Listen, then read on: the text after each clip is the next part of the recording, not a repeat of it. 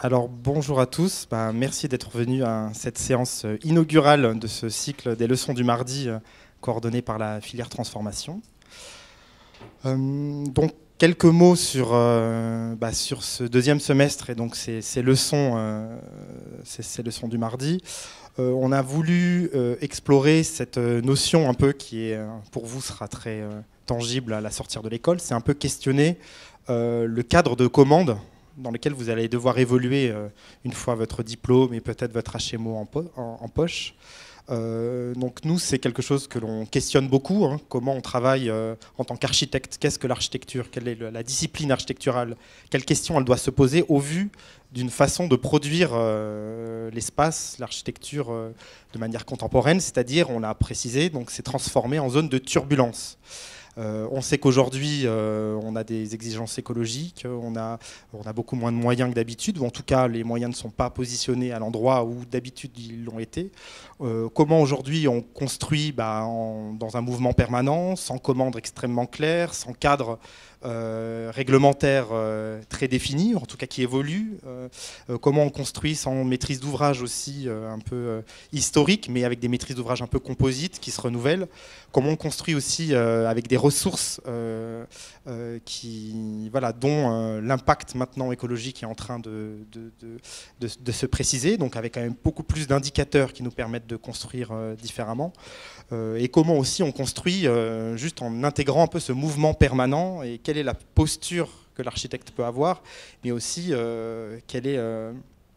comment l'architecte peut continuer à être, à donner de l'énergie là-dedans, peut être un peu stratège dans l'ensemble de ces grands mouvements que l'on connaît aujourd'hui. Pour l'instant, et ça a été un peu notre constat, l'architecte est un peu vu, être souvent réduit à son dessin spatial. Il a longtemps été en lien avec un pouvoir politique, à dessiner un espace de manière extrêmement précise et extrêmement ambitieuse. Il a été souvent aussi un peu stratège dans la vision de la construction d'une société. Donc aujourd'hui, comment l'architecte peut avoir aussi une position beaucoup plus instruite des sujets de gouvernance, des sujets économiques, des sujets de ressources. Et ça a été un petit peu la grande question un peu de ce cycle de leçons du mardi. Alors vous verrez, il y a deux types d'interventions. Alors le premier type d'intervention, donc c'est plutôt une ouverture disciplinaire. Donc on a invité des sociologues, des urbanistes, des historiens, des anthropologues, des agronomes aussi, la question du sol, pour pouvoir ouvrir un petit peu, vous familiariser à des façons de penser, des façons de travailler aussi, ouvrir ce champ et se poser des questions et se poser les bonnes questions.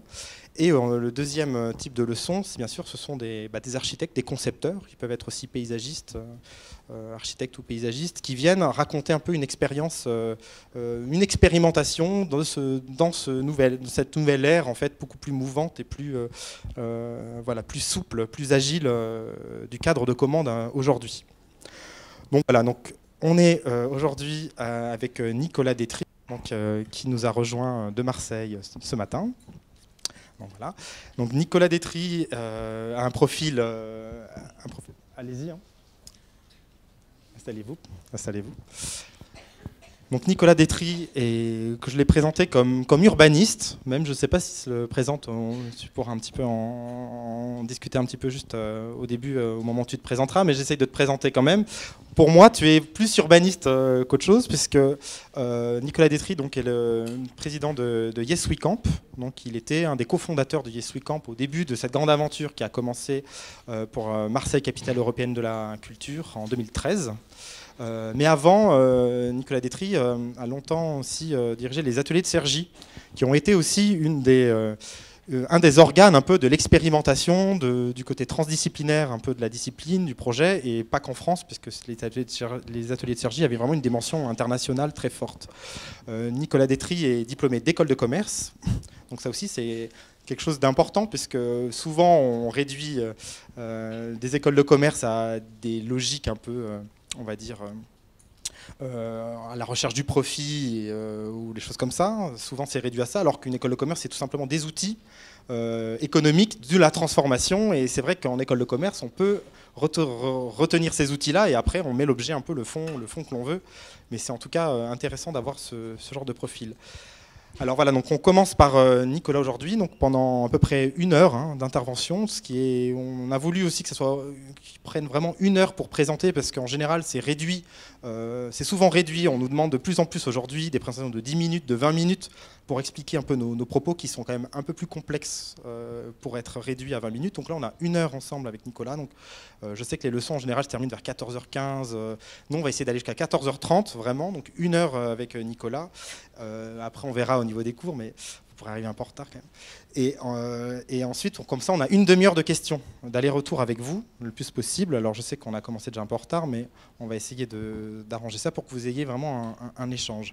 Donc on commence avec Nicolas, et je te laisse la parole pour t'écouter. Merci. Merci Mathieu, bonjour tout le monde. Content d'être là. À YesWeCamp, on aime bien les architectes. Je pense qu'on fait un usage particulier de l'architecture, mais ça fait vraiment partie de des éléments indispensables des projets qu'on réalise. Je remercie aussi, il y a quelques personnes qui sont venues de l'extérieur, Aurélien notamment, là, qui s'occupait d'animer, d'avoir fait émerger, d'avoir animé la communauté autour de Darwin, le projet Darwin Écosystème à Bordeaux, qui travaille maintenant à l'AFPA.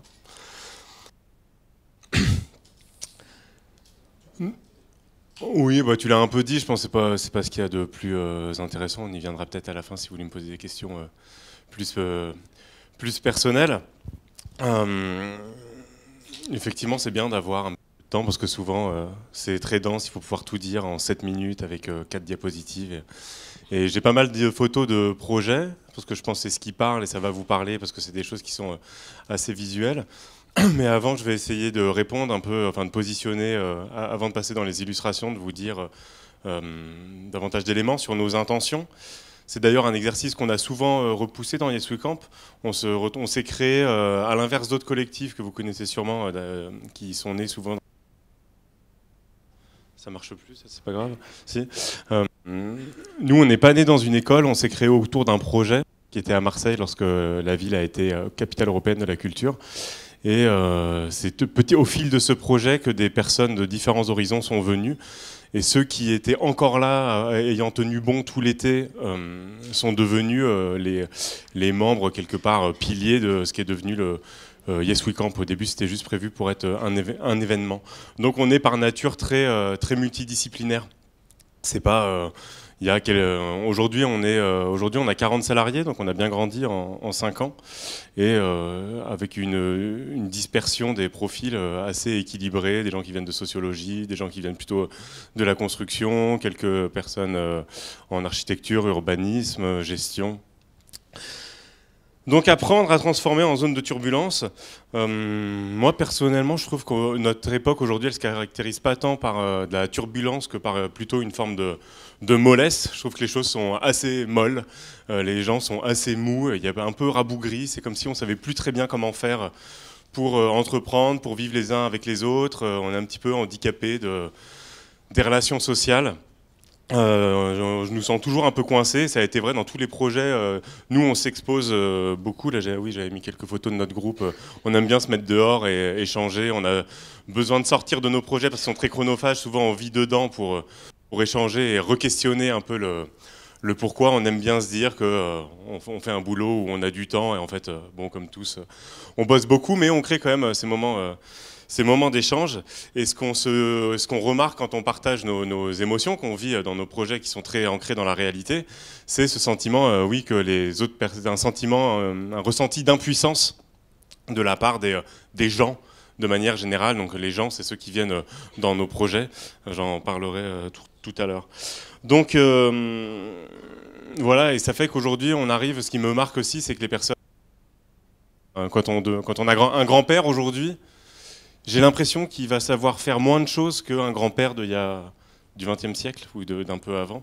Comme si on avait aussi, chemin faisant dans la vie, du mal aussi à apprendre à apprendre des savoirs très réels, quoi, liés à la botanique, au ciel, à la météo, à la construction, des savoir-faire manuels. Les vieux dans notre société, c'est moins les sages qu'avant ou dans d'autres choses. Voilà, c'est des éléments qui nous interpellent. Nous,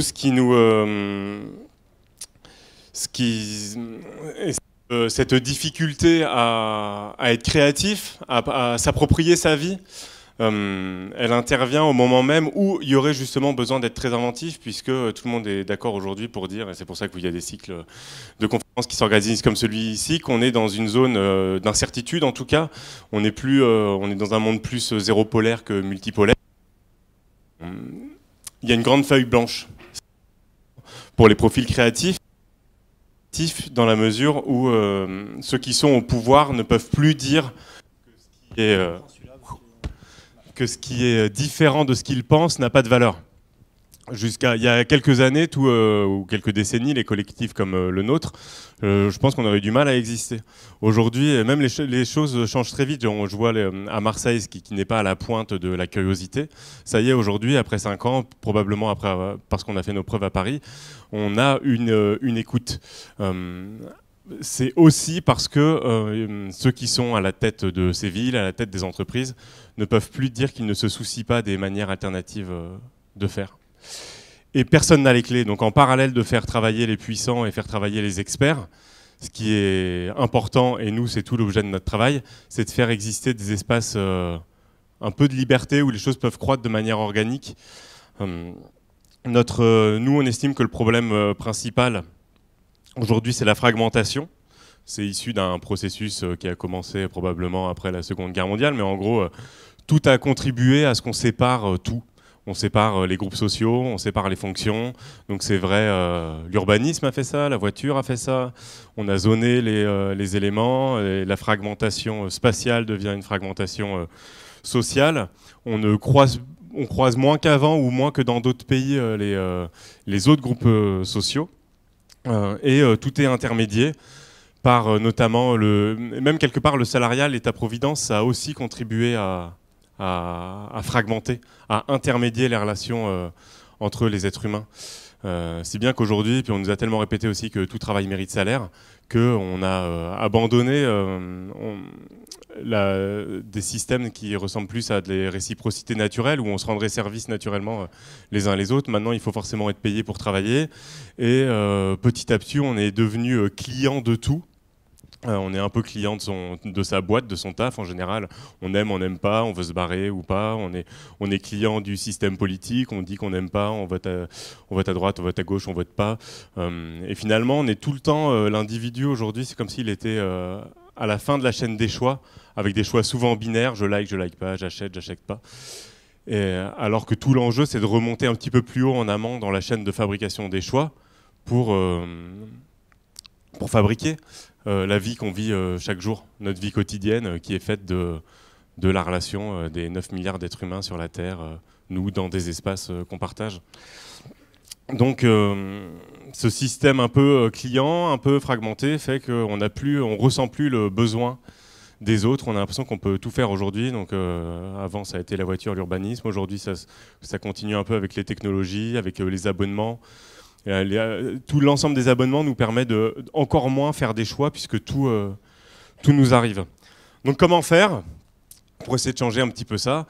Comment faire pour retrouver plus de curiosité, de goût des autres, de capacité d'entreprendre, de capacité individuelle, de capacité collective? Comment vous allez faire, vous les architectes de demain, pour fabriquer des bâtiments qui ne soient pas tristes, des bâtiments qui engagent, qui permettent, qui donnent la possibilité? Nous, on a une manière de faire pour répondre à cette question, comment faire face à ces fragmentations, ces sentiments d'impuissance et de défiance. C'est on prend des tout petits bouts de territoire et on va faire tomber l'ensemble de ces éléments qui nous paraissent être les maux de notre époque. Oui, je ne l'ai pas beaucoup dit, mais l'impuissance, enfin, je l'ai un petit peu. Quand on a fait notre premier projet à Marseille, on était dans un quartier un peu populaire à Marseille, à l'Estac, et tous ceux qui nous regardaient, tous les gens du coin, qui étaient souvent des fils d'immigrés, donc leurs parents étaient venus pour le travail, et eux-mêmes n'ont pas de travail, puisqu'ils ont du mal à trouver une place dans le marché du travail français, et ça crée quelque chose de très complexe et très dur à vivre. Pour les ados, pour les jeunes, et même pour ceux qui sont un peu plus vieux, là, 30-35 ans.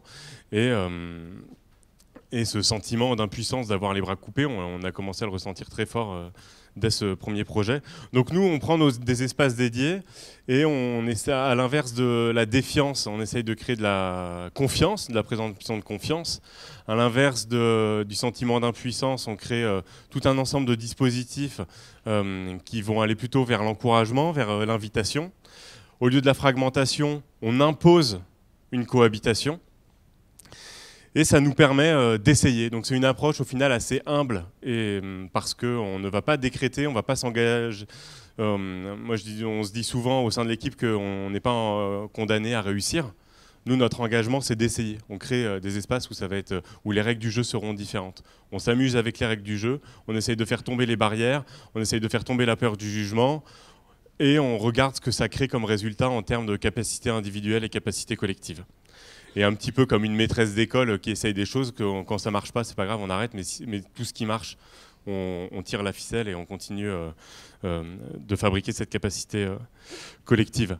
Le pari, c'est de se dire qu'on peut, finalement, c'est la notion d'épanouissement, de s'épanouir. Alors je ne sais pas comment est-ce que chacun ici donnerait une définition à s'épanouir. Nous, la définition qu'on en donne, c'est au moment où on est à la fois suffisamment dans son monde, parce qu'il faut se sentir en confiance, et en même temps à l'interface d'autres mondes. Et c'est avec des personnes qu'on ne connaît pas, des fonctions qu'on ne connaît pas, des attitudes qu'on ne connaît pas. Et quand on est comme ça, à la fois suffisamment dans son monde et à l'interface d'autres mondes, on est dans une dynamique qui nous permet un épanouissement. C'est les conditions qu'on essaie de créer sur nos projets. Et le pari qu'on fait, c'est que l'épanouissement individuel aura un bénéfice collectif. Voilà, alors tout se passe finalement dans les interstices, puisqu'on va choisir la matière première de ces projets. On cherche toujours des mots pour les appeler en ce moment. À un moment, on les appelait espaces autorisants, c'est pour ça que c'est dans le titre. En ce moment, on les appelle les espaces communs temporaires. Mais peu importe, c'est surtout ce qui s'y passe qui compte. Notre matière principale qu'on va travailler, elle est dans le ventre des gens.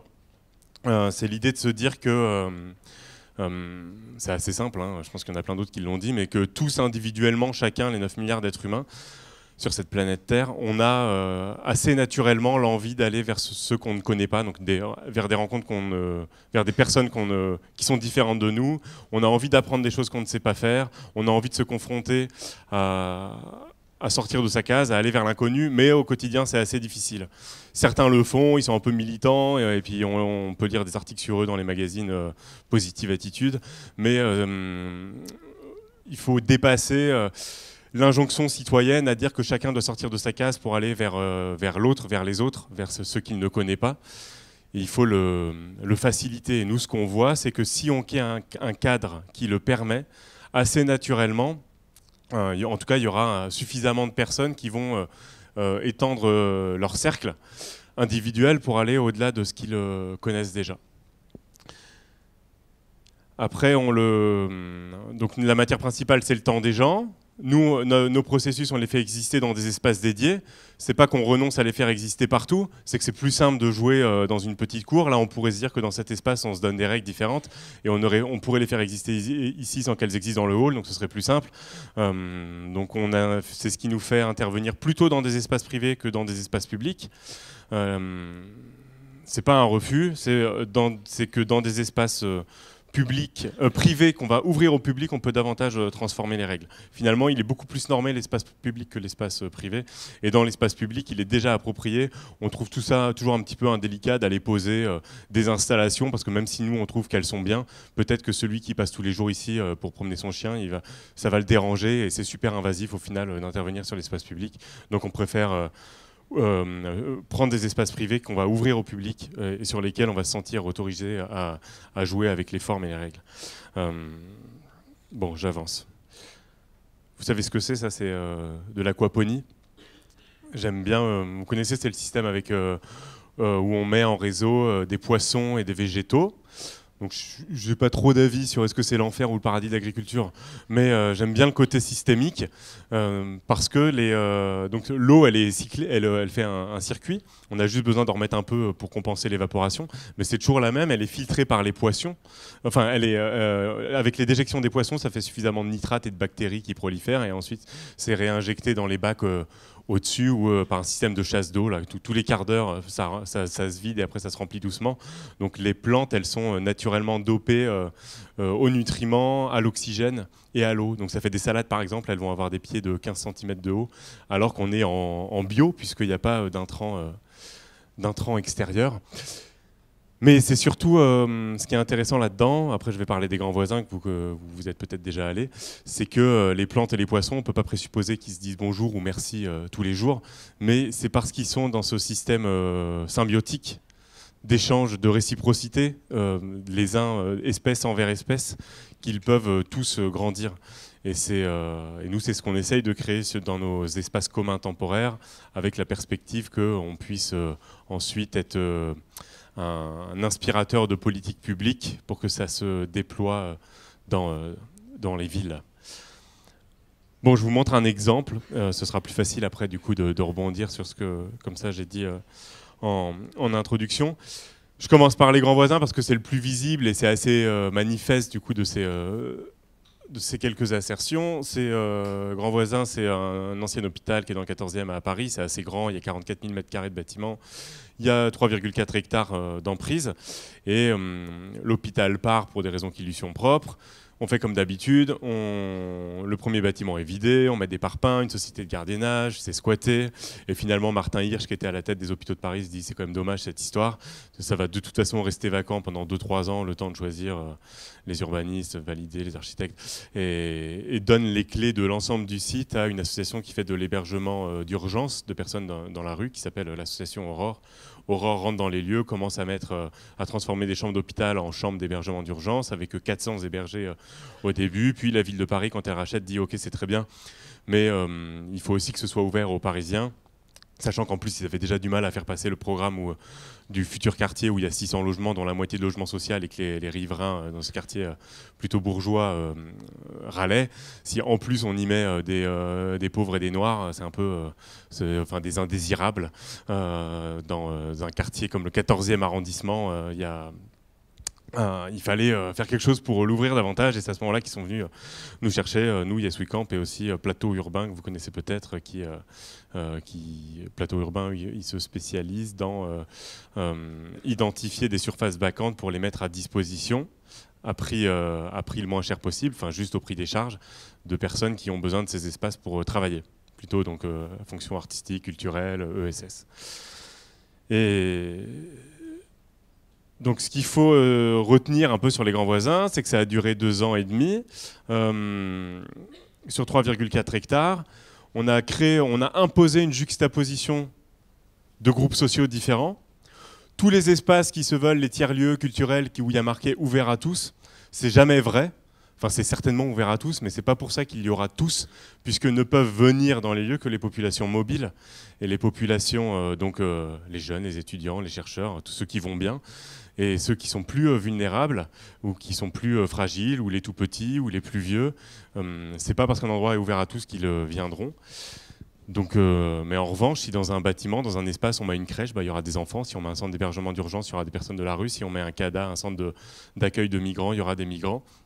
Donc on peut structurellement créer une mixité des publics. C'est ce qu'on a fait ici, en bénéficiant de la présence des foyers d'hébergement d'urgence de Aurore, qui ont été complétés par un foyer Coalia de travailleurs migrants, où il y a 300 personnes qui se sont installées dans un autre bâtiment du site. Donc c'était presque 800 personnes en situation plutôt vulnérable, qui sont souvent reléguées dans les espaces périphériques, qui se sont retrouvées à habiter ici en centre-ville et au centre des grands voisins. Donc ça, c'est la fonction numéro 1, hébergement social. Fonction numéro 2, c'était d'utiliser les autres espaces vacants et en bon état de l'hôpital pour accueillir de l'activité entrepreneuriale, économique, plutôt branchée solidaire, ESS. Ça, c'est essentiel, c'est une dimension qu'on retrouve sur tous nos projets. Jusqu'à maintenant, tous nos projets, on les a autofinancés. Alors souvent avec beaucoup de peine et en réussissant pas toujours à se payer des salaires. Et c'est pas forcément ce qu'on souhaite. Les prochains projets, maintenant, on arrive mieux à les écrire, on arrive à ce qu'ils suscitent des financements extérieurs. Mais ceux que je vais vous montrer en première partie, ils ont tous été autofinancés, y compris les grands voisins. Donc ces personnes qui viennent, on a eu 200 au maximum, 200 structures extérieures, elles payent une contribution aux charges pour être ici, une sorte de loyer qui est 2 fois moins cher que le loyer parisien. Donc il y a des espaces de coworking, beaucoup de structures qui travaillent avec de l'insertion, pas mal d'artistes, d'artisans. Dans les rez-de-chaussée, on a vraiment fait le village d'Astérix avec le mec qui travaille le métal, qui travaille le végétal, il y a un luthier, et pour retrouver ce côté makers ou artisan qui est important. C'est important parce que ça fait partie des ingrédients, enfin là, je vais commencer à en parler. Comment est-ce qu'on fait? Nous, notre objectif, je termine le triptyque. On était au triptyque social, économique, et le troisième, c'est culturel ou public. C'est de se dire que tout cet espace de l'ancien hôpital, et surtout les espaces extérieurs, c'est une sorte de jardin public, d'équipement public, même d'un nouveau genre. C'est à la fois un parc, puisque l'idée c'est qu'on puisse s'y promener, s'y déambuler gratuitement, mais c'est aussi un espace d'apprentissage, de remise en question, un espace d'invitation. Et c'est très intéressant de travailler sur les espaces extérieurs parce que tout le monde conçoit naturellement qu'ils appartiennent à personne. Quand on rentre dans un bâtiment, on va mettre des fonctions, on va mettre l'artisan qui travaille le métal, on va mettre le foyer d'hébergement d'urgence, on va mettre un accueil de jour, on va mettre une dame qui fait du chocolat, donc c'est très clair. Et quand on est dehors, on accepte davantage d'être côte à côte avec les autres. Et puisqu'on a choisi dans les bâtiments de mettre toutes ces fonctions différentes, obligatoirement dans les espaces extérieurs, il y aura cette cohabitation. Et c'est le meilleur lieu des interfaces. C'est le lieu où nous, avec du design, avec de l'architecture, on va essayer de parler au ventre des personnes.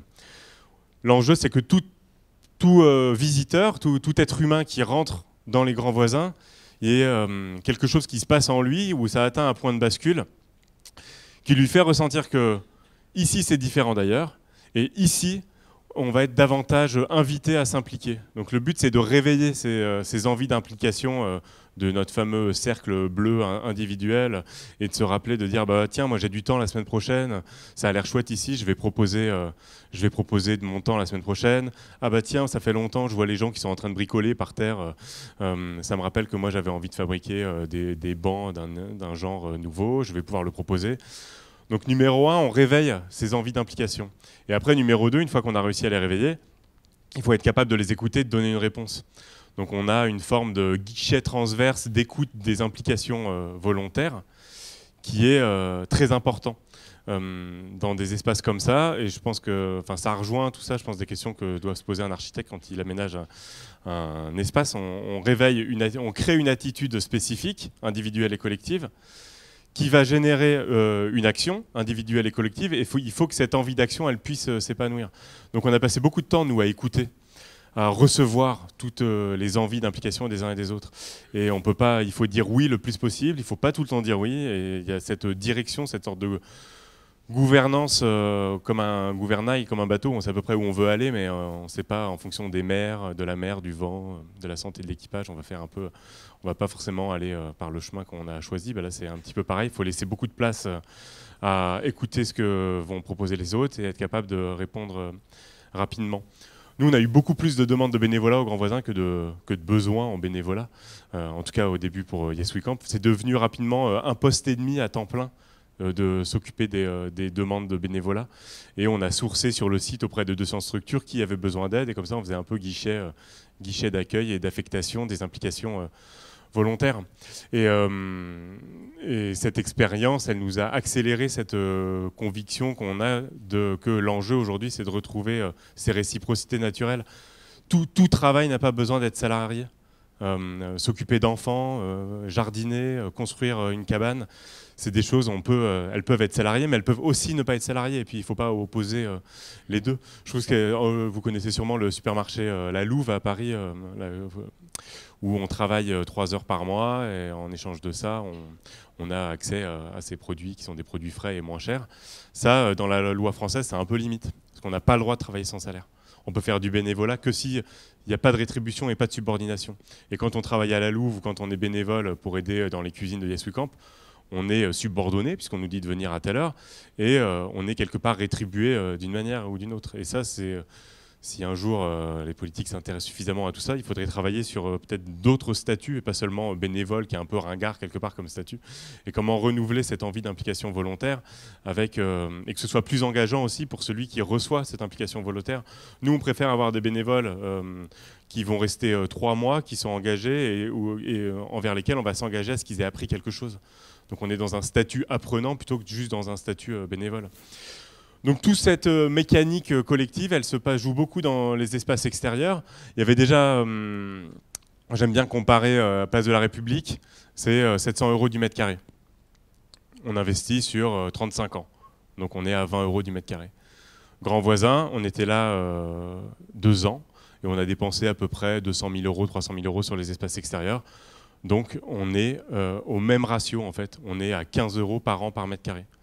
Donc sur des projets courts, c'est pas qu'il n'y a pas d'investissement, c'est qu'il y a un investissement court, il y a un investissement calibré. Et ça, pareil, je pense dans votre métier, vous construisez des espaces. Si vous le construisez pour 1 an, 10 ans ou 50 ans, ils ne seront pas construits de la même manière.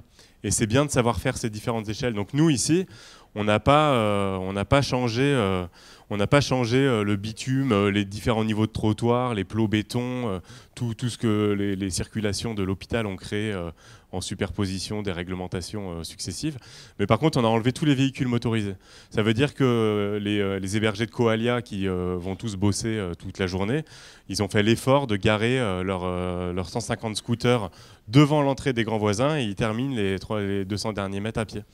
Et ça, en enlevant les voitures et en qualifiant un petit peu ces espaces extérieurs avec un petit peu des couleurs et des aménagements inédits, ça a suffi à créer ce point de bascule dans le ventre des gens pour sentir qu'ils étaient ailleurs. Donc c'est la place du jeu aussi, les aménagements, tout ce qu'on peut y faire, une forme d'esprit un peu de liberté. C'est vrai dans les espaces extérieurs, mais nous, c'est aussi des codes qu'on a essayé de faire exister dans les espaces intérieurs qu'on gère. Ici, c'est dans la lingerie. Pareil, comment on fait quand on a un bar et si on a envie qu'il soit mixte. C'est pas le vendredi soir que ce sera mixte. Le vendredi soir, il y a un concert, il y aura une population qui va aller voir le concert. Mais après, il reste toute la semaine. Donc si on laisse l'accès libre à un club de Scrabble, on aura des personnes d'un club de Scrabble. Donc ça s'organise en fait, ces possibilités. Après, la présence artistique, elle est importante. Nous, dans l'équipe Yes We Camp, il y a 3 personnes à temps plein qui travaillent sur l'art aux Grands Voisins. C'est pas forcément visible, vous n'aurez pas des cartels quand vous allez venir qui vont vous dire tel artiste a fait ça ici. Mais nous, on sait très bien que s'il n'y avait pas ce travail, cette lecture artistique et ces interventions qu'on ne décèle pas forcément avec les yeux, qu'on ne sait pas identifier, mais qui finalement vont nous parler au corps. Assez vite, il y a plusieurs espaces. Ils ont des espaces qui ont été d'abord notre bureau, après ça a été une buvette d'été, après ça a été l'accueil du camping, après ça a été une boutique, ce qui a permis à plus de 90 artisans du site de vendre, d'avoir une interface de vente sur le site. Ça, c'est des choses qui sont plutôt à perte, en tout cas pour nous qui sommes les intermédiaires, parce que les petites contributions qu'on prenait sur les ventes, ça suffisait même pas de payer le salaire de la personne qui s'occupait de ça, mais c'est des espaces qui comptent. Pareil, dormir, c'est important. Quand on fait dormir des personnes sur place, ça veut dire qu'elles sont là le soir, au moment du coucher, elles sont là le matin pour prendre leur petit déjeuner, au réveil. Et on nous a beaucoup dit aussi, mais vous voulez faire dormir des touristes dans des tentes, alors qu'ici, il y a 400 personnes qui avant dormaient dans des tentes dans la rue. Et en fait, c'est pas du tout un problème pour tout ça. Pareil, on nous a dit la même chose avec très vite, on a fait un hammam de plein air, parce que c'est toujours un petit peu bousculer notre rapport au corps. Avec des populations ici fragiles, d'avoir des personnes qui sortent en pagne, qui prennent leur douche torse nu, c'est gênant. Et en fait non, c'est pas gênant. Enfin, ça va, sûrement que ça s'accompagne, et puis peut-être parfois ça va heurter et on peut en parler. Mais globalement, c'est des signaux qui agissent. Ça suscite pas grand chose de négatif, ça suscite plutôt de dire ah oui, en fait c'est possible de faire un camping dans Paris. c'est possible de dormir à 8 € dans Paris. Tout l'aspect événementiel aussi. Donc, on a fait le choix très tôt de ne pas faire des fêtes trop tardives. C'est surtout un espace de vie. Donc, ça ferme à 23 h tous les soirs, et quitte à faire des grands événements, plutôt qu'ils soient familiaux et en journée, autour. Bon, il y a eu des grandes courses de vélo, les marchés, le marché des grands voisins, ça a super bien marché. Pareil, ça fait partie des formats qu'on a testé au début. Il a bien marché, donc on l'a répété. Et tous les mois, il y a le marché des grands voisins. Et c'était les journées, je pense, où il y avait le plus de monde sur site. Ce qui est intéressant, nous, ce qu'on se dit souvent pour nous quand on déploie notre énergie sur un site, c'est que le processus est plus important que le résultat. C'est particulièrement vrai quand on est dans des projets temporaires, parce que de toute façon, le résultat ne va pas rester longtemps. Donc ce qui va compter, c'est la manière dont on l'a fait. Donc à chaque fois qu'on travaille, c'est important que le processus soit ouvert. C'est vrai quand on fabrique des cabanes, c'est vrai quand on fait la cuisine, c'est vrai quand on fait les affiches des événements. Toutes les affiches étaient faites avec les résidents d'Aurore. Même chose, toute une série de barbecues, le conseil des voisins, où les différentes composantes de la population globale des grands voisins étaient mobilisées, ou en tout cas avaient la possibilité de l'être. Je termine avec quelques images qui disent chacune un élément important pour moi. Ici, celle-là, la légende, ce serait apprentissage croisé. Lui, c'est un hébergé de Coalia. Il nous voyait bricoler, fabriquer nos chaises et faire un peu de jardinage. Il nous dit, mais moi, je sais travailler le métal. Il dit, bah, très bien. Donc, on fabrique une micro-fonderie. Et depuis, les ateliers métal qu'il organise ont eu vachement de succès. C'était tout le temps rempli. Donc, tous les week-ends, il y avait des Parisiens qui s'exerçaient à faire fondre, à fabriquer des objets en métal. Donc, c'est intéressant parce que la limite de qui a le savoir, qui est le professeur, qui est-ce qui peut enseigner l'un à l'autre, elle s'estompe parce qu'on est dans un espace où on a fait tomber cette absence, la pression au jugement. Et là aussi, tout à l'heure, on parlait du salariat. Quand on est payé pour faire quelque chose, on doit bien le faire. Quand on n'est plus payé ou quand on est rétribué d'une autre manière, on va accepter que ce ne soit pas fait de manière professionnelle, rapide, efficace. Et ça joue dans l'autorisation qu'on se donne à soi-même à tester des choses. C'est pour ça qu'on les appelait des espaces autorisants. C'est pas dans le sens où quelqu'un autorise ou pas, mais c'est dans le sens où on s'autorise soi-même à faire des choses qu'on a envie, qu'on ne ferait pas parce qu'on a peur du regard de l'autre, parce qu'on a l'impression d'avoir pas le droit, parce qu'on a l'impression qu'on n'est pas assez fort, que quelqu'un d'autre va faire mieux que nous, parce qu'on a l'impression que c'est interdit de faire ça ici. Et c'est pour ça d'ailleurs que ici, là, quelqu'un il nous dit je veux faire du cirage de chaussures. On lui dit vas-y, pas de problème. Alors qu'il se mettrait place de la République, il aurait probablement pas le droit. Et là encore, je n'oppose pas du tout l'un à l'autre. Nous, on teste des choses au maximum, on va les pousser. Après, comment est-ce qu'on peut le pérenniser ou le dupliquer ailleurs, ça on verra. À la limite, c'est pas notre boulot à nous. Mais ici, tout le monde, les gens se sont montés un petit studio photo, un petit studio de coiffure. Et nous, on va avoir un rôle en tant qu'opérateur du site de dire ok, c'est vachement bien, mais on va essayer de le faire un peu plus organisé. Donc le stand de coiffure, d'installer un vrai truc avec des miroirs, l'électricité, on prend pas une rallonge qu'on a piratée dans les toilettes et qu'on a fait sortir jusqu'ici parce que ça peut faire sauter, on va plutôt faire ça correctement. Donc comme ça, un accompagnement sans forcément juger ce que la personne est en train de faire. Ici, c'était génial aussi, c'est le carnaval des grands voisins l'an dernier, c'était en mars. Il pleuvait et il y avait 2000 personnes sous la pluie. C'est 2000 personnes sous la pluie comme ça en mars, alors que ça a coûté zéro. Enfin, on n'a pas payé une tête d'affiche, il n'y avait pas un concert. Il y a simplement eu l'énergie collective de se dire tiens, c'est chouette qu'on fasse un carnaval ensemble. Et il y avait une quinzaine de chars qui ont tous été fabriqués sur site, beaucoup que en réemploi, parce que les gens n'allaient pas acheter des matériaux pour fabriquer des chars qui durent une journée, et souvent avec des croisements entre les hébergés de l'association Aurore, les 1000 personnes qui venaient travailler tous les jours là, dans les 200 structures, aussi des associations du quartier. Et c'est toujours émouvant de voir ça, parce que ça dit bien l'égale légitimité de chacun à se sentir ici.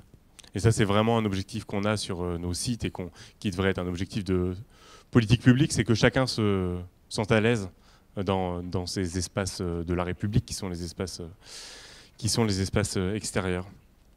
Et une dernière, qu'est-ce qu'on voit ici ? On voit les espaces extérieurs. Les grands voisins, c'est pas le ménage, il est fait par nous.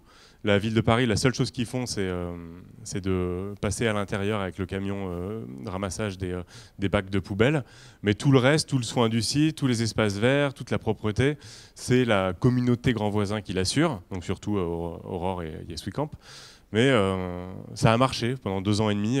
On s'est jamais dit c'était suffisamment propre, c'était suffisamment nettoyé. Et puis c'est intéressant de voir que quand on laisse un peu, quand on taille pas systématiquement la végétation, bah, ça fait quelque chose d'un peu vert et généreux, de pouvoir accueillir des mobiliers. Ça par exemple, je sais plus le nom de l'artiste, mais c'est quelqu'un qui l'a fait pour ailleurs et qui nous l'a proposé. Donc quand on a un espace qui peut accueillir, les choses viennent à nous. Voilà pour les grands voisins. Je continue avec un autre projet qu'on a fait en 2014, donc juste après notre naissance à Marseille. C'était notre deuxième projet en fait, et c'est intéressant parce qu'il est plus petit. Il n'y a pas que des grands projets à faire. C'est une friche de 3000 m² dans le quartier des 4 Chemins à Aubervilliers. Quartier assez dense et assez pauvre où les gens en général restent pas très longtemps. Il y a très peu d'espace public et d'espace vert. Cette friche, elle appartient à l'établissement public foncier. Elle était fermée depuis longtemps. C'était un endroit plutôt dégradé où les gens jetaient leurs encombrants ou leurs déchets. Et par une résidence artistique avec les laboratoires d'Aubervilliers, on a, d'ailleurs c'était peut-être ça notre principal exploit, c'est obtenu l'autorisation de la part de l'établissement public foncier d'ouvrir cette friche au public pour 6 mois. Nous on l'a ouvert 3 mois et après les laboratoires ils ont continué. Donc tout ça se prépare toujours beaucoup en avance. Il faut créer une narration collective. C'est très important, sinon rien ne marche. Cette égale légitimité de tous à être là, elle se joue beaucoup par les mots, dans la projection que chacun se fait de son droit et de sa capacité réelle à faire partie de ce qui est proposé. Donc ça commence toujours beaucoup en amont avec de l'écoute, une rencontre. Il ne faut pas forcément tout le temps être à l'écoute, parfois il faut bousculer et proposer, mais il faut toujours qu'il y ait de la place. Et au final... c'est petit à petit, pendant les 3 mois où on a ouvert, on avait 0 budget, donc on avait les choses petit à petit, et avec ce qu'on a trouvé sur place, par exemple, il y avait un entrepôt qui avait brûlé, en fait, donc il y avait cette grande poutre tordue, et derrière, on voit qu'elle est derrière, il y avait toujours une mare d'eau, et c'est devenu le pont des enfants. Bon, c'est un petit peu simple de montrer ça, mais ça, c'est des projets qui sont très réels. Ça n'a pas duré très longtemps, et pendant 3 mois, ça a été un espace de convivialité pour le quartier qui a bien fonctionné. Ça, c'était une cabane, il fallait qu'elle change toutes les semaines. Donc comme ça, voilà, le but, c'est pas le résultat, c'est vraiment le processus. Elle n'a jamais été complètement belle, mais par contre, toutes les semaines, il y avait une nouvelle cabane faite par différentes assos ou habitants du coin qui accueillaient différents programmes. Je vous montre quand même notre premier projet. Donc Marseille, choisie capitale européenne de la culture. Ce qu'on s'est dit à quelques-uns, c'est que ce qu'il fallait au milieu de toute cette folie un peu qui s'emparait des hôteliers, des restaurateurs, on annonçait 10 millions de touristes, tout le monde se frottait un peu les mains, des grandes expositions, le Mucem, tout ça dont on savait déjà que ça aurait du retard et que ça coûte très cher. On voulait créer un espace assez simple autour de 2 valeurs, hospitalité et créativité. Donc un endroit où il y aurait à la fois des artistes en travail, en résidence, des touristes. Donc l'ouverture sur le grand monde, elle a commencé dès le début, et des riverains. Parce que les Marseillais, c'est pas parce qu'ils habitent à Marseille qu'ils peuvent pas venir dans un endroit, dans cette espèce d'auberge qui a pris la forme d'un camping. Donc on a bien raconté notre histoire, on a eu beaucoup de temps à avoir les autorisations auprès du port, mais au final... on l'avait suffisamment raconté pour que le jour où on a dit go, c'est parti, on a eu plusieurs dizaines de constructeurs qui étaient venus de toute l'Europe pour fabriquer des structures. Bon, on s'est un peu lancé dans un chantier beaucoup plus gros que nous et ça a pris beaucoup de temps et c'était long. Mais au final, ça a fait un endroit très vivant, très cool, très habité, qui a bien réussi ce croisement des populations. Bon, c'était vraiment une dalle de béton, donc tout le choix des émergences, des formes, des couleurs, c'est tout ce langage qui parle aux ventes et qui crée l'attitude, et c'est clairement de l'architecture. Il y a eu plein de choses assez intéressantes, par exemple l'eau, amener de l'eau quelque part. On s'est dit c'est quoi les générosités qu'on doit avoir dans une ville en Méditerranée, c'est de l'ombre et de l'eau. Donc on a créé des espaces d'ombre, des espaces d'eau. L'eau, le problème, c'est jamais l'adduction, c'est facile, il faut tirer un tuyau, c'est toujours l'assainissement. Et en tout cas, en Méditerranée, il n'y a pas besoin d'assainissement. Là, ce petit robinet, il coulait presque tout le temps parce que les gens se rinçaient le visage. Ici, c'est pas connecté. En dessous, c'est la dalle béton. Il y a simplement des plantes. Et avec les plantes et l'évaporation, il n'y a jamais eu de grandes flaques. Donc, c'est des choses intéressantes à tester. C'est parce que nous, on ne l'avait pas anticipé. Mais quand on crée la possibilité, on se dit il faut de l'eau. Boum, on crée de l'eau. Et on a vu qu'à 100 €, on crée une fontaine. Il y avait tous les jours 200 personnes qui dormaient. On avait fixé comme objectif zéro déchet. Parce que quelque part, faire un projet comme ça, c'est écologique dans le sens organique. Si une ville, d'un coup, un été, elle a plus de monde, et ben on crée une capacité d'accueil, de nuitée organiquement augmentée, puis après, elle disparaît après la fin de l'événement. Donc nous, on a eu 13 000 nuitées de personnes extérieures qui ont payé pour venir dormir. Et ça, par exemple, c'est fait avec des échafaudages et des palettes qui, après le camping, ont repris leur vie d'échafaudage et leur vie de palette. Et c'était intéressant parce que là, d'ailleurs, les échafaudages, ils sont travaillés en rosace et non pas à la perpendiculaire comme ce pourquoi ils sont faits. Donc, on a donné du boulot au bureau de contrôle. Toujours savoir séquencer les espaces pour que chacun puisse se sentir à l'aise à un endroit. C'est intéressant cet enjeu de l'égale légitimité de chacun. Je vous donne un autre exemple des grands voisins. À un moment, il y a une bande, moitié des résidents d'Aurore, moitié des gens de l'extérieur qui se sont un peu appropriés à un endroit, qui dealaient, qui mettaient de la musique. Enfin, ça devenait... et pour nous, ça a été dur à gérer parce qu'ils s'étaient complètement approprié ce qu'on racontait comme discours, de se dire chacun a le droit d'être à sa place. Mais nous, il fallait qu'on réussisse à bien dire que non, on parle d'égale légitimité de chacun à être ici, donc il ne faut pas qu'il y ait de domination d'un groupe social sur les autres. Et là, s'ils s'accaparent cet espace au milieu, c'est pas normal. Et nous, ça va être notre rôle de police d'intervenir pour que cet espace redevienne à tous, un peu à eux, mais pas que à eux. Donc ça, c'est toujours assez long. Et les recoins, c'est intéressant parce qu'on arrive à multiplier les espaces d'appropriation. Et c'est toujours dangereux parce que c'est des espaces où il va y avoir domination d'un groupe social sur les autres. Vous reconnaissez Bellastock et ETC. Donc pendant 6 mois, c'était génial. Il y a eu une vraie vie qui s'est passée. Enfin, on était tous un peu cramés à la fin de vivre sur site parce qu'on vit dehors, dans le vent, dans le soleil. Plus personne n'avait de téléphone, on avait un grand tableau noir pour faire le dispatch des tâches quotidiennes. Il fallait 36 personnes par jour pour que ça tourne, cette micro-ville. Aujourd'hui d'ailleurs encore, on a toute personne qui travaille dans les Swecamp a des shifts. Au grand voisin, il y a, je ne sais même pas vous dire, mais à l'instant T, il y a au moins 30 personnes qui sont staffées dans des missions très directes d'accueil, enfin de service au camping, en cuisine, à la boutique. Et tout le monde doit y passer, tout le monde au sein des campeurs, qu'on soit graphiste, architecte ou constructeur, et tout le monde aussi, c'est ouvert aux extérieurs. On a même célébré un mariage à l'Estac, là, dans le camping, donc c'est assez fou, comme un endroit qui n'a existé que quelques mois a pu recevoir des choses qui vont durer beaucoup plus longtemps. D'ailleurs, François Hollande, quand il était passé au Grand Voisin, il avait assez bien dit ça. Il avait dit on s'y tromperait à ne voir ici qu'un projet temporaire. Ce qui se passe ici est vraiment de l'investissement. Donc c'était marrant d'inverser la notion, parce que justement on nous disait que c'était, ou souvent on va dire que c'est quelque chose qui coûte parce que c'est temporaire, et de se dire qu'en fait on est en train de miser pour l'avenir sur l'investissement, c'est assez intéressant. Ah oui, j'ai rajouté cette photo que j'ai retrouvée il n'y a pas longtemps. Bon, si elle dit... il fallait qu'on débarrasse tout le site après. Puis évidemment, personne n'a été payé pendant toute l'année 2013. On était fatigué par l'été. Après, on a mis 1 mois et demi à débarrasser tout le site avant de le rendre au port de Marseille. Mais mine de rien, il y a quand même des personnes qui sont restées. Et je crois que quand on veut décaler un peu et faire quelque chose qui n'est pas vraiment dans les cases, il y a toujours des moments comme ça où il va falloir tenir bon, même si c'est dur. Mais c'est toujours fait de manière collective. Je pense que personne ne peut décaler les choses s'il est tout seul. Et du coup, j'ai mis ça comme une invitation à savoir travailler en groupe avec des personnes qui sont différentes. Et dans l'histoire Yes Swecamp, d'ailleurs, c'est qu'à la toute fin qu'on s'est demandé, mais au fait, toi, tu viens d'où? Tu as fait quoi comme études? Parce que ça faisait des mois qu'on était ensemble, mais il fallait surtout qu'on gère les toilettes sèches, le concert du soir, la résidence de l'artiste qui n'est pas content parce que je sais pas quoi, la police, les pompiers. Vous avez entendu parler de Venise. À la Biennale d'architecture cette année, ceux qui ont été choisis, c'est l'agence Encore Heureux, autour d'un thème qu'ils ont appelé Lieu infini, pour mettre à l'honneur des processus comme celui-ci.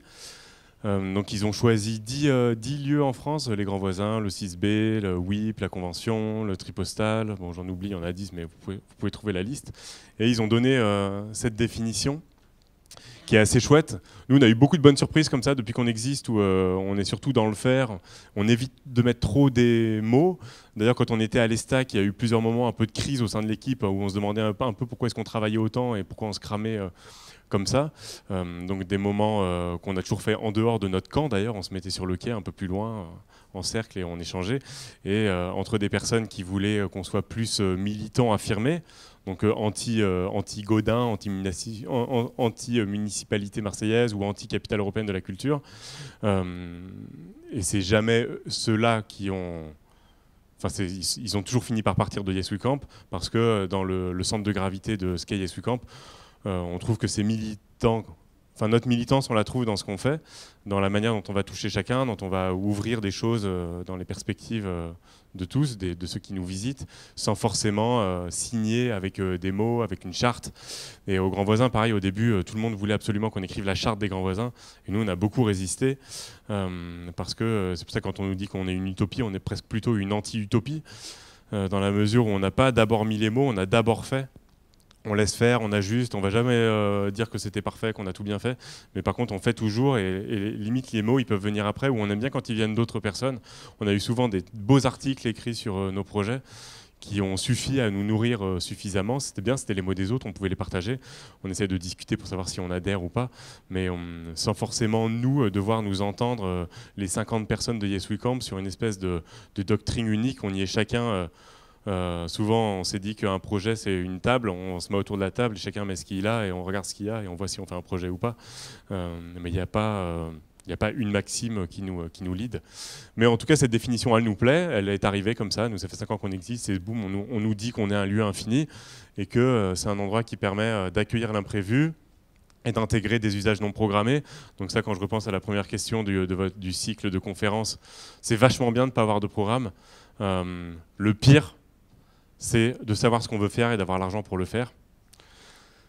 Et à l'inverse, du coup, quand on sait à peu près où on veut aller, mais qu'on ne va pas exactement connaître le programme et qu'on n'a pas forcément tout l'argent pour le faire, on va forcément avancer de manière différente, de manière itérative, en testant, en prototypant. Ce qui marche, on le garde, ça consolide, ça crée un premier socle sur lequel on va bâtir un deuxième étage, puis un troisième étage. Et on est convaincu qu'avancer comme ça, ça crée des choses intéressantes. À nouveau, ça ne veut pas dire que quand on avance avec un programme figé, c'est mal. En tout cas, nous, on ouvre, on teste l'autre manière de faire. Offrir des zones de gratuité. La zone de gratuité, c'est dans cet espace-là qu'on va se retrouver corps à corps, homme à homme, à faire quelque chose pour l'autre, à recevoir quelque chose de l'autre. Donc c'est tout le travail sur le ventre et les corps qu'on met en œuvre.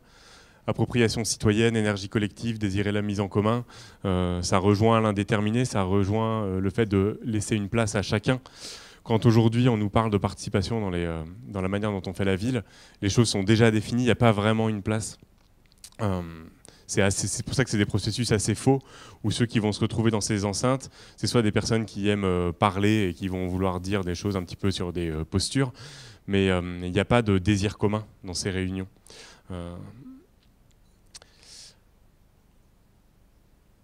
Ce projet, il est bien aussi. Pour une fois, justement, c'est pas un projet qui se passe sur un site dédié, donc c'est un anti-projet Yes We Camp quelque part, mais on y retrouve toutes nos valeurs. Cette énergie de capacité collective, de faire tomber les barrières, de mettre en mouvement, on le fait exister dans l'espace public, pour le coup, donc c'est une entorse à ce que je vous ai dit au début, mais on le fait sur un temps très court. Comme ça, on vient, on déploie, et on est là, et quand c'est fini, on s'en va. C'est des actions participatives qu'on fait toujours en soutien d'acteurs locaux. C'est jamais nous qui nous disions tiens, ce serait chouette de faire ici sur ce pied d'immeuble, d'organiser une fête, c'est toujours on est juste un outil d'accélération de l'appropriation citoyenne des espaces partagés en ville. Donc c'est aussi bien des parents d'élèves qui nous demandent de fabriquer une jardinière. Donc là, en une journée, avec les parents d'élèves, avec 100 € de matériaux, on a fabriqué une jardinière de 15 mètres qui est toujours utilisée depuis 15 ans. Beaucoup de choses évidemment avec les jeunes, avec les enfants, avec les écoles, avec des associations de quartier, fabriquer des cabanes de jardin, on a fait une centaine d'actions depuis que le programme existe, fabriquer des ruches, regarder la finale de Champions League dans les quartiers nord. Maintenant, je vais vous parler de projets en déploiement. Celui-là, il est très impressionnant. Il me fait toujours un peu peur, surtout qu'on vient de signer pour 8 ans avec le propriétaire. Donc là, on est au nord de Marseille. Vous voyez plusieurs cités qui sont connues. Il y a la Castellane, la Bricarde. Il y a le grand centre commercial des années 90. Donc ça, c'est quand même les pires choses qu'on ait fait. Je pense les centres commerciaux en termes de fragmentation et de déstructuration des liens interhumains. Et tout cet espace, ça c'est notre terrain, celui qui est en rouge, c'est les remblais du centre commercial. Donc c'est assez intéressant parce qu'on peut se dire dans toutes les villes d'Europe, il y a forcément un endroit où on a construit un grand bidule, une autoroute, une gare, et il y aura des terres de remblais. Et les terres de remblais, ce qu'elles ont, c'est qu'elles sont molles, elles sont instables par nature et on ne peut pas construire. Donc quelque part, ça a créé des espaces verts collectifs parce que 30 ans après, la nature est revenue. Et sur cet espace de remblai, ça devient un espace de richesse puisqu'il existe et qu'il est non construit. La grosse faute de la ville de Marseille, c'est d'avoir jamais racheté ce terrain. Donc il appartient aujourd'hui à un monsieur qui est le mari de Christine Lagarde, qui est promoteur immobilier et qui a des vues forcément de rentabilisation de son terrain. Mais entre-temps, il ne sait pas comment s'y prendre parce que ça ne vaut pas grand-chose. C'est surtout un endroit qui est perçu comme loin, dangereux et que les personnes ne connaissent même pas. Donc on a réussi à avoir le site pour 8 ans. Et ce qu'on va essayer de faire la démonstration, c'est qu'il peut y avoir une activité économique, parce que lui, il en attend une activité économique, sans forcément bâtir. Donc avec des activités économiques de plein air liées aux animaux, à l'agriculture urbaine, au tourisme, aux événements, au camping, et que éventuellement dans la perspective que ça reste cet usage libre du site. Donc comment est-ce qu'on s'y prend dans ces cas-là? Surtout qu'il n'y a pas de commande, il y a juste une proposition d'un propriétaire privé, mais il n'y a pas de commande publique. Là, on vient de signer, mais ça fait 2 ans et demi qu'on travaille sur le projet, avec en permanence 2 à 4 personnes à plein temps qui travaillaient dessus. D'abord, on dessine et on essaye de faire exister cet espace pour nous-mêmes et puis pour les autres, et on va voir les personnes autour, donc soit les habitants, mais pas que les habitants, aussi les acteurs économiques, aussi le centre commercial Grand Littoral, aussi des gens extérieurs. Il y a eu pas mal de chercheurs en urbanisme qui sont venus nous voir parce qu'ils étaient intéressés par la démarche. Et tout ce beau monde, que ce soit des jeunes des écoles d'à côté ou des seniors, on les emmène faire visiter, on écoute, on regarde, on essaie de travailler avec les matériaux locaux. Pareil, on se dit qu'il faut faire de l'ombre, il y a des cannes de Provence, on fabrique de l'ombre, on fait des herbiers, on va camper, parce que c'est toujours, quand on est là le matin, le soir, on n'aura pas les mêmes rencontres à minuit, à 6h du matin, et c'est important pour ressentir le site. On organise des événements avec plus ou moins de monde, plus ou moins festif, on travaille, on identifie des fondamentaux sur l'histoire du site, on fait raconter des personnes ce qui se passait avant. Toujours beaucoup cette notion de faire ensemble et d'utiliser. On a construit un four avec des habitants d'une cité voisine, des animaux. On travaille, on essaie de modéliser un peu des circuits économiques qui peuvent être liés aux ressources du site. On fait l'amorce de ce que pourrait être un jour la boutique Foresta. Et au final, ça nous permet d'avancer, de définir notre projection d'usage. Donc on avance bien de manière itérative. Il y a toujours des moments où il faut mettre des noms sur les choses, notamment quand on veut avoir de l'argent public. Parce que c'est bien ça le problème, en fait, quand on fait des projets qui laissent une place à de l'indéterminé, on ne peut pas se faire financer. Ni par les banques, ni par le public. Parce qu'ils veulent tous savoir qu'on s'engage à ce qu'on va faire exactement. Et être dans cette logique de bénéficiaire. Donc nous demandons toujours c'est qui nos bénéficiaires. Et nous, on ne veut pas répondre à cette question-là. On fait quelque chose parce que ça nous semble bien, parce qu'il nous semble que le site, son histoire, sa géographie s'y prête. Et on a confiance qu'il s'y passe quelque chose. Mais on ne peut pas s'engager tout de suite à ce que ça crée tant d'emplois. Et même, on n'est pas dans une logique de se dire ces pauvres gars des cités, c'est vraiment trop difficile. Et nous, on va arriver avec nos bonnes idées et ça va se passer. Nous, on le fait, personne ne nous force et on ne le fait pas là pour sauver qui que ce soit. On le fait parce que ça nous semble important, ça nous semble juste de faire quelque chose, de donner une chance à un endroit. Mais on n'est pas là pour travailler pour les habitants. On va jamais, quand on fait les réunions avec les habitants des quartiers autour, faut toujours se repositionner parce que sinon c'est comme s'ils nous apportaient nos doléances et que c'était à nous de prendre en charge leurs doléances pour les porter par exemple à la mairie. Et en fait, pas du tout. Nous, on est vraiment à un endroit de superposition des intérêts des uns et des autres, que ce soit les pouvoirs publics, que ce soit les habitants. Et c'est parce que ça se superpose suffisamment qu'on peut se dire qu'on peut y travailler. Mais on ne sera pas l'opérateur des autres. Il faut sortir. C'est toujours cette question de sortir de la posture de client. ceux qui vont être dans les projets, les grands voisins, Foresta, faut pas qu'ils soient clients. Et même celui qui est employé d'Yesuicamp, faut pas qu'il se dise ah oui mais moi c'est quoi ma mission dans Yesuicamp, bah, c'est quoi ta mission, bah prends-la ta mission. Et d'ailleurs dans notre histoire à Yesuicamp, bah, c'est un petit peu en train de changer parce que maintenant on grandit plus, mais on n'a jamais fait aucun entretien d'embauche. Parce qu'on n'a jamais embauché quelqu'un en fait. On a fait des projets, il y a eu du monde qui est venu, les gens viennent, ils commencent à s'occuper de l'agriculture urbaine, du coup ils s'occupent de l'agriculture urbaine, ils se disent tiens, faudrait faire une cafette mobile pour aller voir, pour offrir un espace d'interface avec les autres pour raconter la programmation aux hébergés d'Aurore. Donc une personne qui arrive comme ça, qui fait une cafette mobile, et un jour on a eu assez d'argent pour payer, donc on a payé les gens, mais on n'a pas... les gens se sont construits leurs responsabilités par le bas. Si on leur demande ce qu'ils font dans l'équipe, ils ne vont pas dire mon chef c'est un tel, ils vont dire je m'occupe de ça. Et c'est tout cet engagement qu'on essaye de susciter dans les projets, toujours dans une logique, dans une matrice à créer d'engagement réciproque. On cherche à faire des espaces où on a plus de droits qu'ailleurs, mais il y a aussi plus de devoirs. Le mot devoir, il est un peu fort, c'est pour ça qu'on préfère parler d'engagement réciproque. Mais je suis ici, je sais que j'ai de la chance d'être ici parce que je vais pouvoir faire plus de choses. Et je sais que moi, je suis content parce que je me suis engagé à avoir ce rôle-là dans le projet. Voilà, puis ensuite, après, bon, du coup, quand on veut des sous, il faut travailler la dynamique métropolitaine globale pour que le projet ait du sens. On est toujours un peu à la croisée de l'urbanisme, la politique sociale, la politique culturelle. Et au final, bon, ça fait un projet où il y aura quand même un bâtiment, parce que si on ne peut pas boire un coup à un endroit et se changer, laisser ses affaires et avoir Internet, c'est compliqué. Donc on fabrique un bâtiment de 650 mètres carrés, et en faisant venir les réseaux d'eau et d'électricité, qui sera la base de toutes les activités de plein air qu'on va accueillir, donc comme une sorte d'incubateur de plein air, au lieu d'être un incubateur dans des bureaux. Et la vue est très belle, parce que c'est toujours un site, on ne va pas n'importe où, il faut... Je termine peut-être avec un dernier, je ne sais pas où alors j'arrête maintenant pour prendre les questions. Un dernier. Donc la commande, elle évolue. Ce qui se passe en ce moment, c'est que on nous appelle urbanisme transitoire, donc très bien, nous quelque part on s'en fiche un peu, urbanisme transitoire, enfin c'est vraiment... Qu'est-ce qui dit urbanisme transitoire? C'est les aménageurs. Pourquoi? Parce qu'ils font des actes, ils font des trucs qui durent 20 ans, et pendant 20 ans il ne se passe pas grand-chose, le temps parce qu'on fabrique du produit fini. Et ils se sont dit, ah bah zut, pendant 20 ans, on ne peut pas rester sans rien, il faut de l'urbanisme transitoire. Mais en fait, l'urbanisme transitoire, c'est ce qui se passe partout depuis toujours. Enfin, la ville, elle se fabrique, c'est jamais un processus de livraison fini, c'est quelque chose qui se passe, et la matière première de ce qui se passe, c'est les personnes. Donc c'est un nouveau mot pour dire quelque chose qui est vraiment d'une simplicité, d'une antériorité depuis longtemps. Mais bon, ça crée un espace d'opportunité parce que vous avez compris du coup que nous, ce qui nous intéresse, c'est de mettre en test, de nous mettre en test nous tous. Et donc on travaille sur les interstices parce qu'on travaille sur les interstices de temps des gens. On va utiliser le temps libre que chacun est prêt à se donner, cette richesse-là. Et on utilise aussi des interstices d'espace.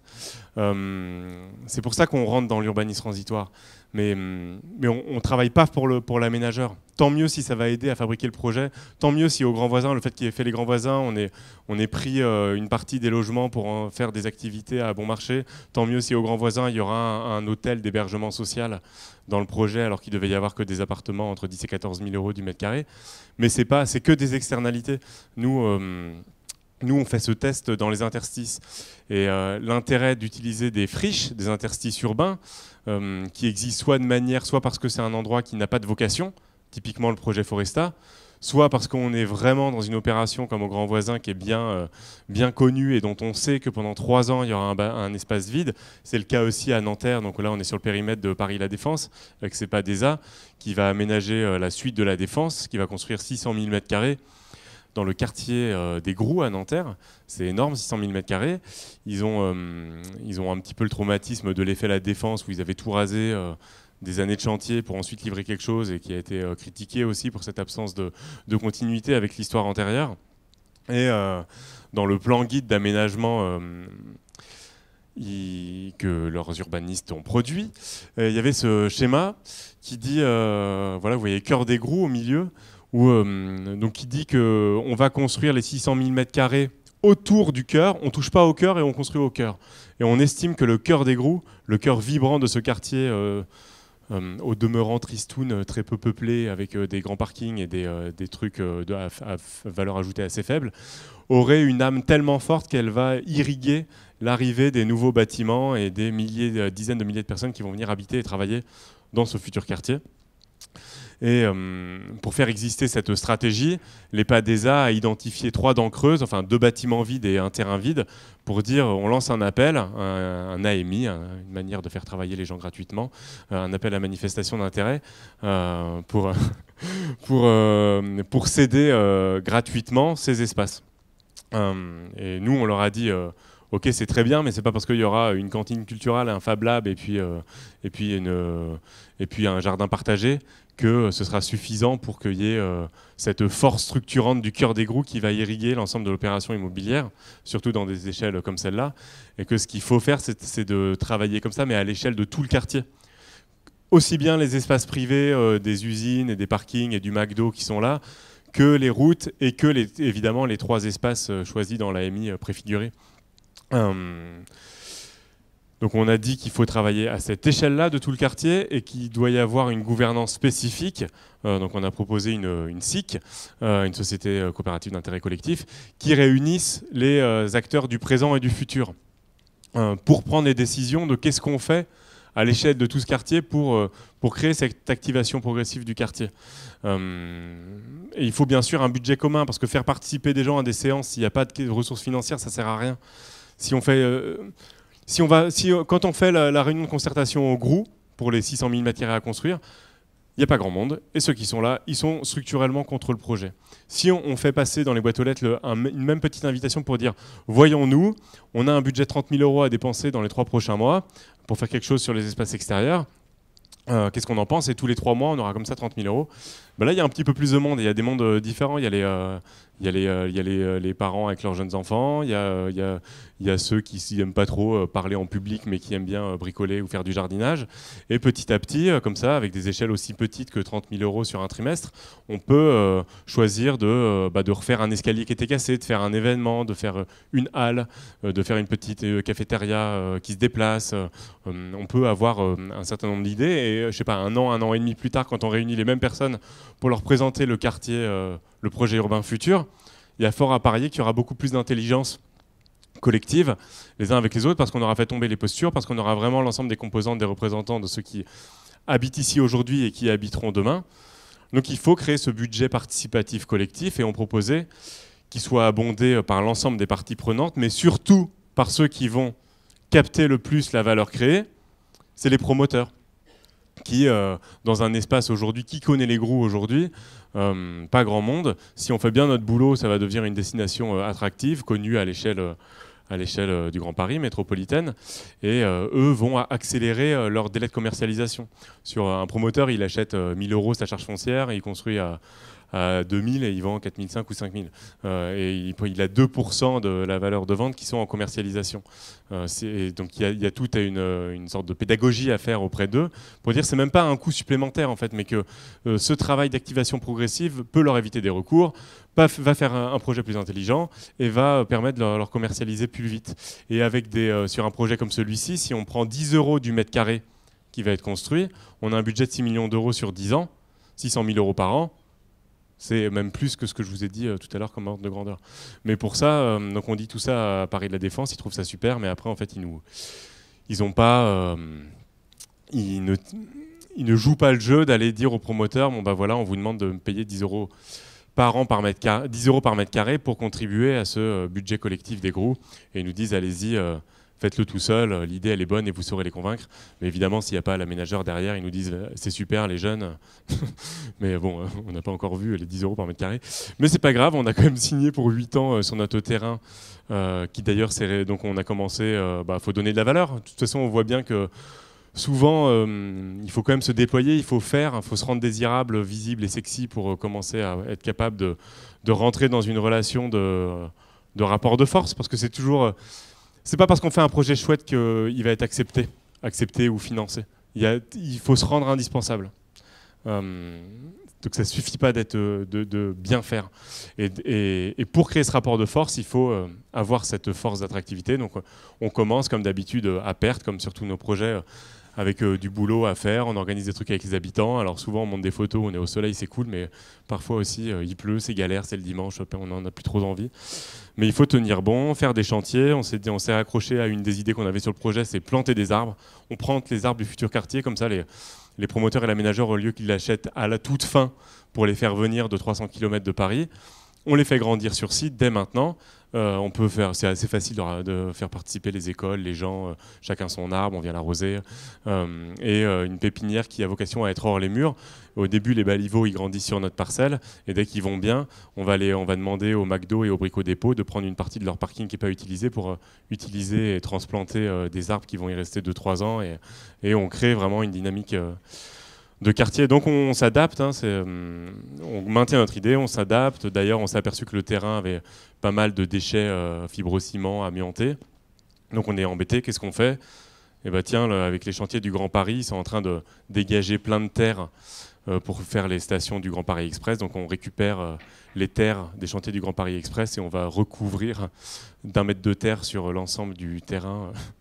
Donc bon, ça nous fait faire des trucs qu'on n'est pas... mais c'est aussi comme ça qu'on fait les projets. Place aux questions. Oui, alors il reste pas beaucoup de temps pour les questions, mais on vous écoute. Parlez bien fort, pas la peine de faire passer le micro, je pense qu'on vous entendra bien. Oui. Bien fort, hein. On n'entend rien là.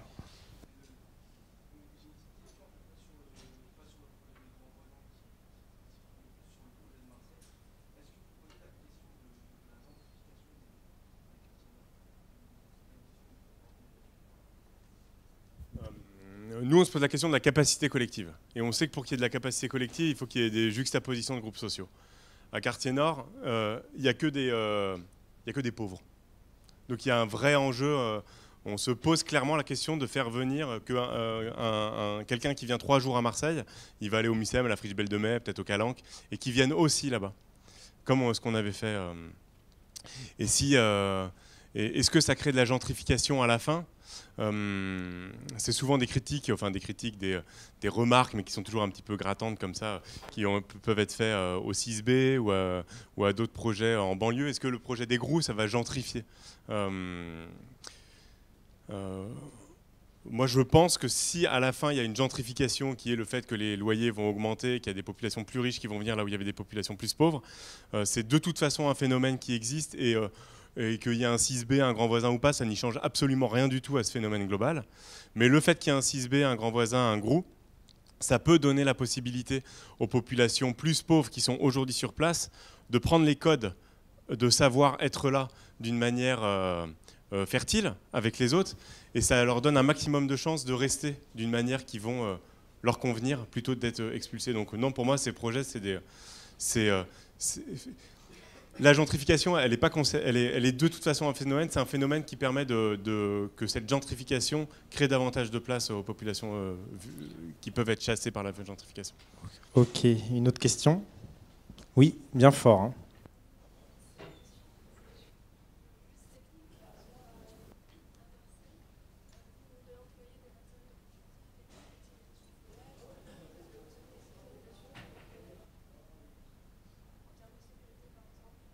Bon, ça se passe avec les entreprises directement.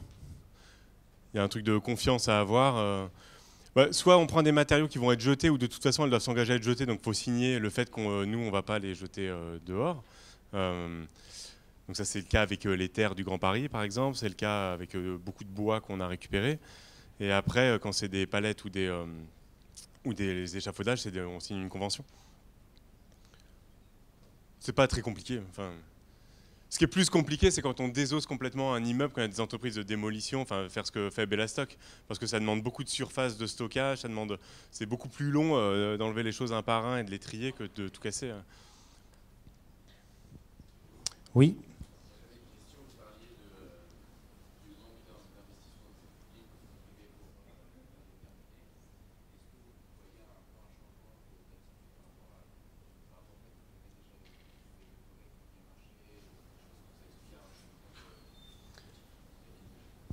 Ouais, moi je trouve que ça change beaucoup, et ça change assez vite. Mais d'ailleurs, l'UE Infini à la Biennale, Je pense qu'il y a quelques années, c'était pas du tout dans le radar.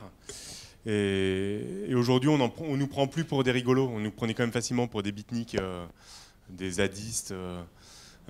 Et aujourd'hui, il y a plus ce regard-là. Après, tout le monde n'est pas adepte, tout le monde n'a pas envie d'avoir une occupation temporaire comme ça au pied de son jardin, mais il y a de l'estime, donc c'est une première chose. Et après, on n'est pas encore passé au stade du financement. Et le stade du financement, il est dangereux aussi parce qu'il crée un marché. Je pense qu'assez rapidement, Bouygues, BNP Immobilier, ils auront tous leur propre filiale d'occupation temporaire et ils vont faire des choses qui ressemblent à ça, mais qui n'auront pas la même ambition sociale de cette cohabitation entre groupes sociaux différents. Donc le fait, et puis c'est dangereux souvent les collectifs d'archives, vous en parlez peut-être. Nous on s'est construit, on a joué aux marchands pour se payer, et c'est comme ça qu'on se paye. Et ça fait que jusqu'à aujourd'hui, on a complètement autofinancé par de la vente B2C, en vendant des choses à ceux qui viennent. En fait, les seuls qui ne demandent pas à lire le projet et à le juger avec des indicateurs, c'est ceux qui passent. Et s'ils trouvent ça cool, s'ils ont envie de dormir, ils passent une nuit. Et s'ils ont envie de manger un repas, ils prennent un repas. Donc eux, c'est les seuls qui ne jugent pas. Donc nous, on s'est bâti sur cette économie-là aujourd'hui. Si on passe dans une économie d'appel d'offres, ça nous met aussi en concurrence les collectifs les uns avec les autres. Et c'est toujours une course au moins 10 ans, un appel d'offres, parce que quand ETC ils arrivent, ils font des prix moins chers que Bruit du frigo ou Cabanon Vertical. Et quand il y en aura encore une autre qui vont arriver, ils vont faire des prix moins chers que ETC. Donc on se prend tout le temps comme ça les marchés des autres. Et souvent, la commande est moins bien écrite que ce qu'on aurait pu la faire nous, ou ETC, ou les autres. Donc je pense que plutôt que de se dire que c'est un marché qui devient structuré ou sur lequel il va y avoir des appels d'offres, c'est intéressant de travailler la notion de commande et de voir comment est-ce qu'elle peut créer un socle minimum pour qu'il y ait, mais avec aussi de l'espace pour que la commande et la réalisation se précisent, se travaillent dans le temps.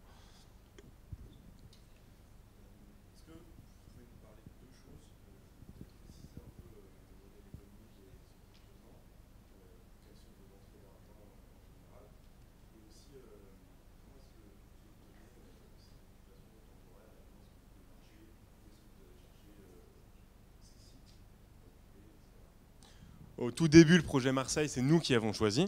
On voulait faire cet espace d'hospitalité et de créativité. D'ailleurs, au début, on voulait le faire au pied de la tour CMA-CGM. Et on s'est fait planter par les docks des Suds. Et on s'est dit, allez, on va à l'Estac. On avait peur que ce soit trop loin. Donc au début, on l'a choisi, mais depuis, on nous appelle. Mais on nous appelle beaucoup, d'ailleurs. On dit non. On dit systématiquement non d'ailleurs maintenant.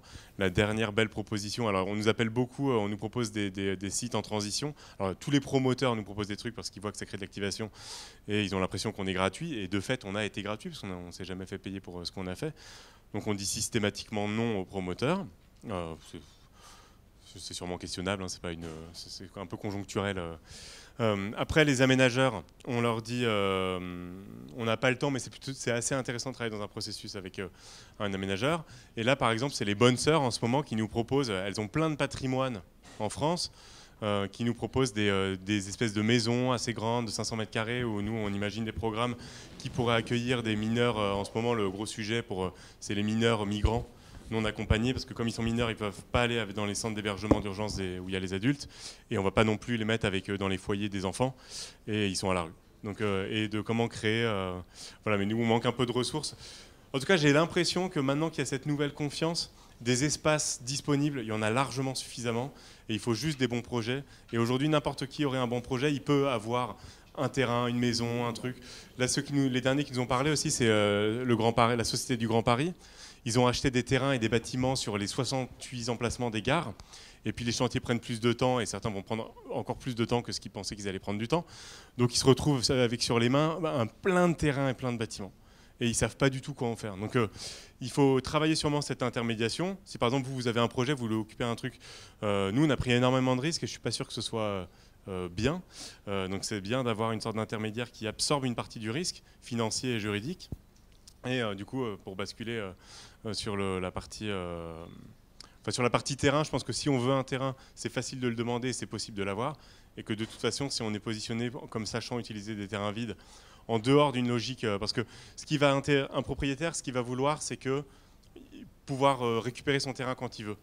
Donc ce dont il va avoir peur, c'est d'un bail commercial, parce que ça donne un droit à rester pendant 9 ans. Donc c'est pour ça que nous, si on était mauvais joueurs, on pourrait requalifier notre présence au grand voisin avec un bail commercial. Donc ça fait super peur à Paris Batignolles Aménagement, et on leur a promis qu'on ne le ferait pas. Sauf si à la fin ils disent qu'il y a un café qui restera à cet endroit-là, là, on verra.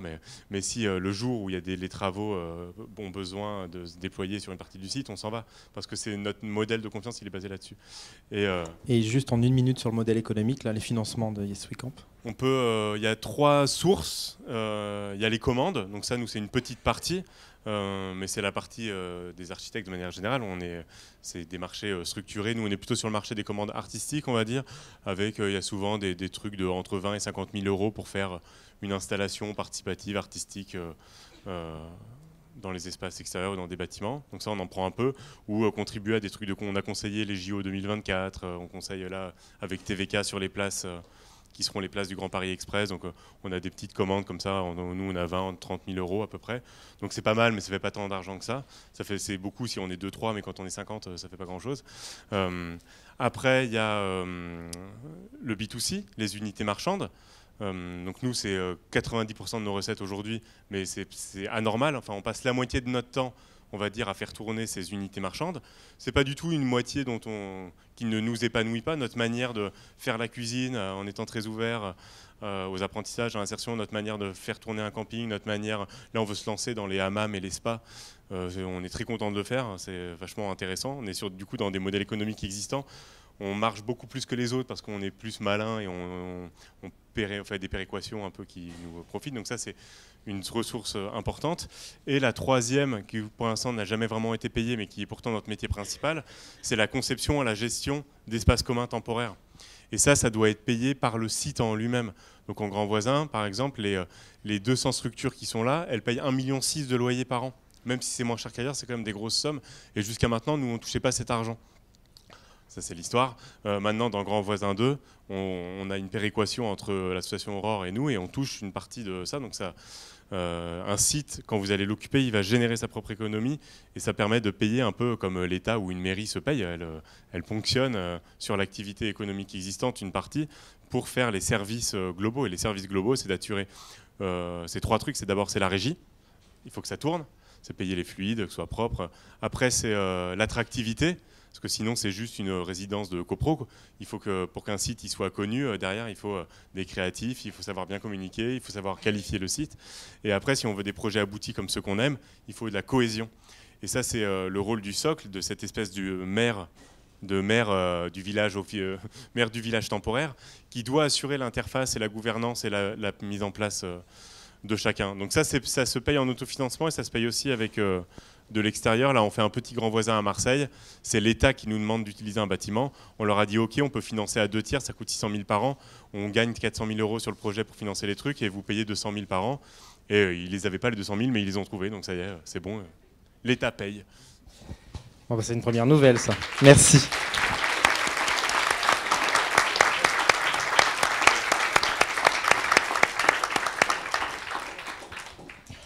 Merci à tous. Et donc la semaine prochaine, c'est Philippe Esteb qui va nous parler de la métropolisation et la ruralité dans la métropole, dans le phénomène de métropolisation.